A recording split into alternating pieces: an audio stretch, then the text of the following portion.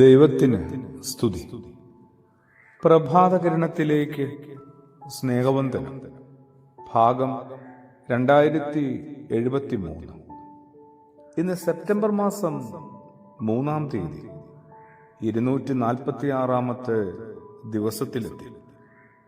പരിശുദ്ധ അമ്മ മറിയത്തോടുള്ള മധ്യസ്ഥതയുടെ പ്രാർത്ഥനയുടെ മറിയമെന്ന അമ്മയെ കുറെ കൂടി മനസ്സിലാക്കാനുള്ള നമ്മുടെ പരിശ്രമത്തിന്റെ ദിനങ്ങളാണ്.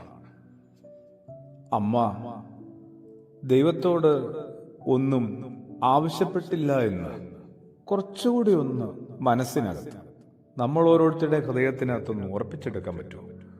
ഒന്നും ആവശ്യപ്പെട്ടില്ല.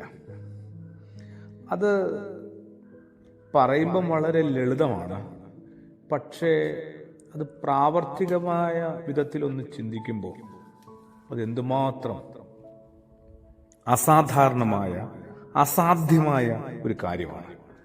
വിശുദ്ധനായ യോഹന്നാൻ ശ്ലീഹായുടെ സുവിശേഷം 16-ാം അധ്യായത്തില് അതിന്റെ 22-ാമത്തെ 23-ാമത്തെ തിരുവചനത്തിലേക്ക് എത്തുമ്പം യേശുവിന്റെ ഒരു ഓർമ്മപ്പെടുത്തലുണ്ട്.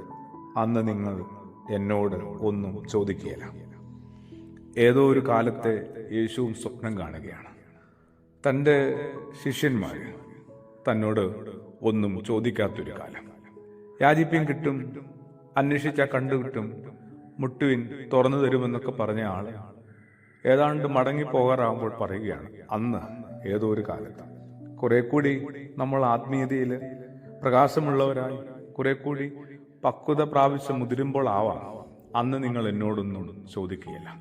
എത്രയോ നാളുകൾക്ക് മുമ്പ് ആ ഒരു മാതൃക ആരംഭിച്ചു തന്നയാൾ മറിയമെന്ന അമ്മയാണ്. ഒന്നും ആവശ്യപ്പെട്ടിട്ടില്ല കേട്ടോ. മലാഖ ഇറങ്ങി വന്ന് ദൈവത്തിന്റെ അരുളപ്പാട് നൽകിയതു മുതൽ ഈ സ്ത്രീ പാലിച്ച ഒരു നിലപാടുകളുണ്ട്. അസാധാരണമായ വിധത്തിൽ എല്ലാം ആവശ്യപ്പെട്ടാൽ മരം. സ്വർഗം താണിറങ്ങി വരണമെന്ന് ആവശ്യപ്പെട്ടാൽ, മാലാഖമാരുടെ വൃന്ദം ശുശ്രൂഷിക്കണമെന്ന് ആവശ്യപ്പെട്ടാൽ എന്തിനായിരുന്നു കുറവ്? എന്തായിരുന്നു തടസ്സങ്ങൾ? ഒന്നുമില്ല. എന്നിട്ടും ഒന്നും ആവശ്യപ്പെട്ടില്ല. നമ്മളാവട്ടെ മാതാവിന്റെ മധ്യസ്ഥയുടെ മുമ്പാകെ ഒരു 100,000 കാര്യങ്ങളാണ്. വേണ്ടെന്നല്ല കേട്ടോ. അമ്മയോടല്ലാതെ ആരോടാണ് സങ്കടങ്ങളും പോരായ്മകളും വേവലാതികളും ഒക്കെ പറയുക? ധൈര്യമായിട്ട് പറയാം, പറഞ്ഞോളൂ. പക്ഷെ അപ്പോഴും ഒരു കാര്യം ഓർക്കണം, ഈ നല്ല അമ്മ എല്ലാം മനസ്സിലാക്കുന്നില്ലേ? കടന്നു പോകുന്ന ചവിട്ടിപ്പോകേണ്ടി വരുന്ന കനലുകളും അവ പൊള്ളിക്കുന്ന കഠിനമായ വ്യഥയും വേദനയും ഒക്കെ അമ്മയെ അറിയാതിരിക്കുന്നു. കണ്ണും പൂട്ടി ഹൃദയം നിറയെ മൗനത്തിൽ ഈ അമ്മയെ കുറെ കൂടി തൊട്ടറിയാനായിട്ട് ശ്രമിക്കുന്നതും ശ്രദ്ധിക്കുന്നതുമാണ് ഏറ്റവും ഉചിതമായ കാര്യം. ഏറ്റവും ആദ്യം നടക്കേണ്ടതും അത് തന്നെയാണ്.